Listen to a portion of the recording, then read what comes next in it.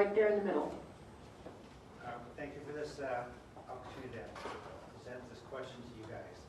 Yesterday, the City Council voted on the Denveright comprehensive and blueprint plans, of which it took nearly 3 years, hundreds of hours, hundreds of people, many staff of Denver, and also hundreds of volunteers were part of this. So what I've learned from that is there are opportunities that people had to make input into that very important document, which is going to take us forward for the next 20 years. It addresses equity, it addresses complete communities, it addresses mobility issues. There's 6 main vision points that you can go to denvergov.org to read about. As to it being rushed through, I don't think that was the case. There was 48 speakers last night. There was 58 that signed up. 48 spoke.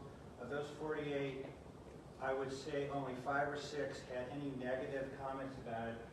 And if they did say anything, they weren't specific in what issues were being addressed. So what I'd like to pose to each of you is, it's a document. It was approved by the Planning Commission. It was approved by the City Council by a vote of, I think, 11 to 2, or 10 to 2. And I want to understand how each of you is going to take that document and move forward with it, or if you don't like it, what are you going to do about it? Let's restate what the document is. Okay, Denveright is a... Loudly! Okay, it's called Blueprint Denver and a Comprehensive Plan. There's other things in addition to it that haven't been approved yet, which is called Game Plan for Parks and Recreation. Denver moves for mobility issues, which would address RTD and other things. But this specifically was called Comprehensive Plan and Blueprint Denver. It's a very big document, but you can look at it online and learn about it, and I think you'll be very pleased with what our city employees and the volunteers decided on. So. Okay, so the comments are going to be on comprehensive plan and blueprint Denver. So we'll get a little enlightened. Yes, we can start with you, Lisa. Sure.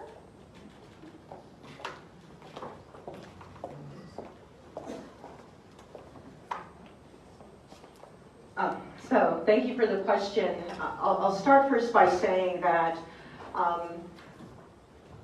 as a 30-year public servant, community organizer, I know that it's important to value people's community input and the time that they spent. So for me, that's not so much the issue. I follow part of the concern that the inter-neighborhood cooperative had with the passing of the plan.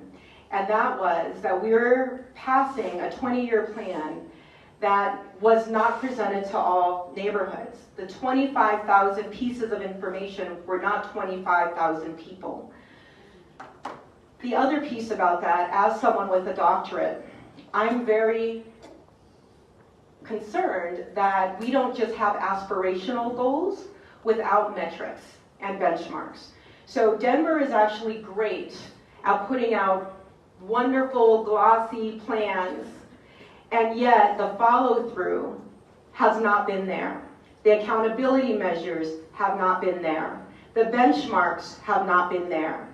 So you can have the best plan in the world, but if you don't have a way to implement and monitor and ensure compliance, it's just a piece of paper. So I wanted to make sure that as new leadership is about to transition, that we're really clear about you're putting this on new leaders without those plans for implementation and compliance. We're going to have to create those once we get into office. That has been one of the critiques nationally as well, that Denver doesn't have sustainability, complete sustainability plans. In fact, in that plan, sustainability is only mentioned 5 times, and usually in relation to economic sustainability. So if we're really talking about a comprehensive plan and critical things like caring for our environment are left out in a comprehensive way and a way to measure it, I understand why that gives people concern. But now that it's going to be implemented, that's what I'm going to focus on, are benchmarks measurements and making sure there's compliance.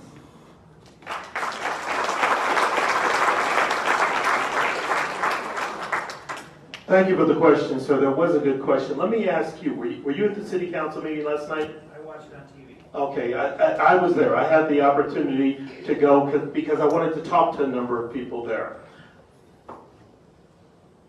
I agree with a lot of what's been said, but I come at it in a slightly different way.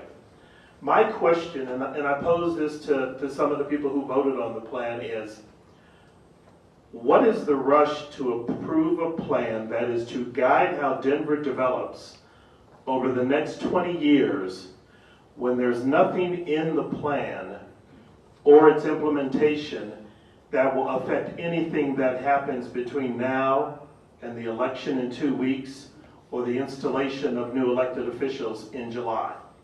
Why in the world would you set the course for the next 20 years when it's possible that many of you voting on this won't be here to implement it? And there was a question raised by many people in the audience about the fact that the plan doesn't tell you how to implement much of what it aspires to have Denver look like, and more importantly, it doesn't tell you how to pay for what it aspires to have Denver look like.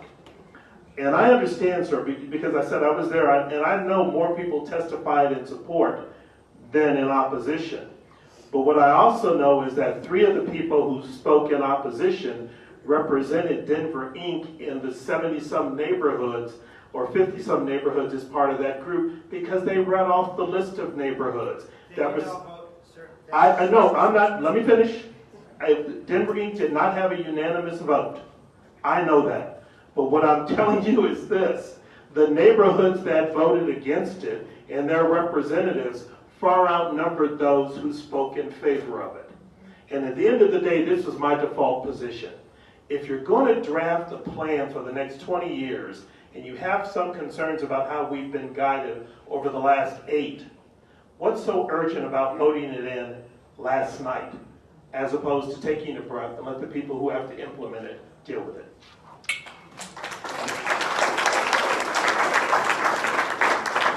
I appreciate your question because throughout this campaign I've been talking about Comp Plan 2040 and all the associated pieces. I'm going to be very direct. In 8 years I've been in office as mayor, I can almost tell you every 3 or 4 months there's been polling done. I've been doing polling every other week since I've been a candidate for re-election. Almost 7 out of 10 Denverites believe this city's headed in the right direction. So the question becomes, one is, what have we done? What plan were we under? In 2002, we passed a comp plan and blueprint Denver. And you know all the development that's been referenced here? 80% of that development has gone to areas of change that were identified in that 2002 plan. In reality, comp plan and blueprint Denver becomes our blueprint. 2012, when I ordered the director of community planning and development to begin the process of doing a comprehensive plan, we were studying the metrics of our growth. I said, we need a new plan.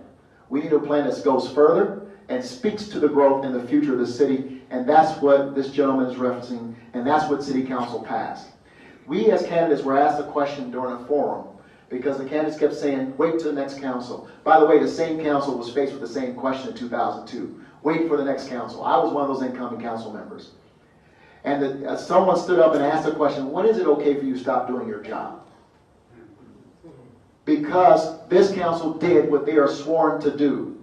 The plan was completed after 3 years, 25,000 pieces of information. They passed the plan. That's their job. That's my job to order such a comprehensive plan to address the growth that was occurring today. Not wait for the new council. They're not sworn in. And by the way, I mentioned 7 out of 10. Believe we're going in the right direction because I believe this council, most of them are going to be returned. I believe I'm going to be returned come May 7th. And that's not being over arrogant. It's been, people believe the city's going in the right direction. This city's not in crisis as we have been trying to be convinced of in the last several months. The reality is that people feel good at the direction we're going. We know we have challenges. Let's address them from this position of progress. I'm glad we adopted Comprehensive Plan 2040 and Blueprint Denver. It becomes our strategic plan in advancing the city in a new era of growth and opportunity.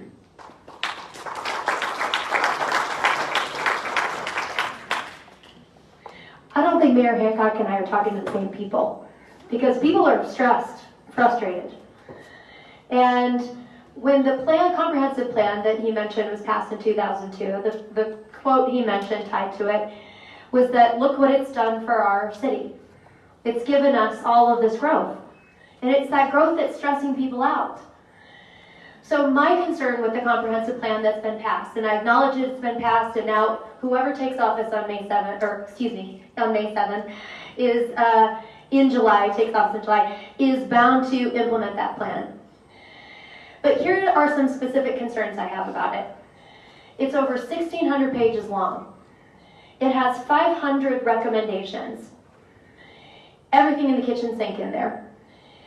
It does fail address to sustainability. It also fails to clearly address things like water and infrastructure and utilities that can support growth. The other thing, and this is the most concerning thing to me, is that it lists the areas of stability and areas of change. And it says that the city and our neighborhoods must accommodate density throughout if we are to accommodate another projected 200,000 people in the next 20 years. But it doesn't say, here's how we're going to fix our zoning.